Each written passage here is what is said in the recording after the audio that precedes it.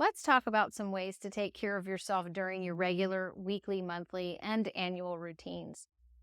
Here are a few ideas and suggestions based off things I've learned over the years.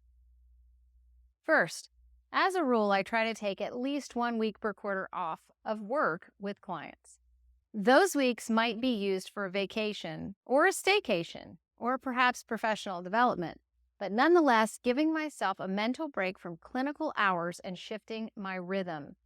Even if you plan regular vacations and holidays like most people do, these additional 4 weeks would be for you, and they can become extremely valuable for your self care.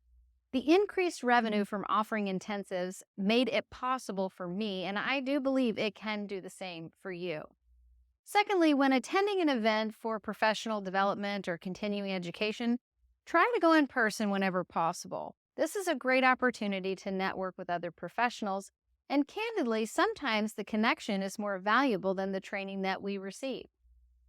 Also, these are really good opportunities to combine work and play. Consider staying at a hotel or retreat center while doing your training.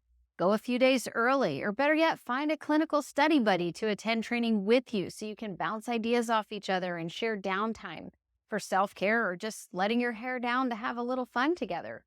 These nuanced shifts can really enhance experiences to become multidimensional in purpose.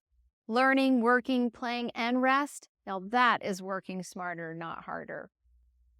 Also, make time for personal fun at home.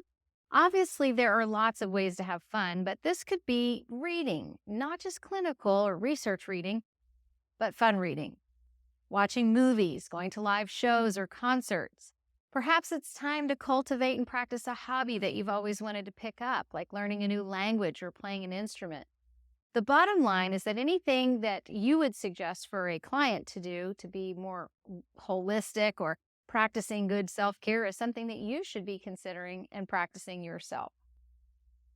You may be thinking, who has time for all this self-care?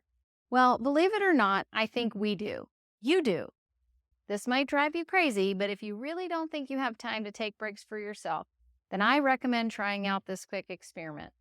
In general, week 1, you're going to want to have a calendar journal. Simply write down everything you did in a day or a week in the blank calendar format, but account for all of your time. Then on the second week, you're going to categorize what you did for the day or the week before and calculate totals for each category, making sure every hour goes somewhere, even if the category was downtime or free time, so you can see how you or your client spent all of your time and how much free time there really is available. On the third day or the third week, use the same template to create this newly preferred and more ideal schedule. This time, you're going to consider priorities and preferences and mapping out an ideal day or an ideal week ahead. Be sure every hour is accounted for with something and add up the totals for the categories again to be sure it's more aligned with your preferences. And then finally, in week 4, put it into practice for one day or a week and assess if your priorities and your calendars align. How much more time did you have than you thought or realized? What other adjustments might be in order? The idea here is to work your schedule the way it might work like a budget. You take what you have, align and allocate based on priority, and hold yourself accountable.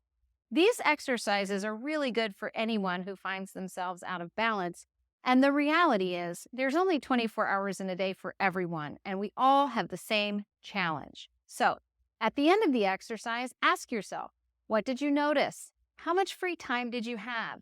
What other adjustments are in order?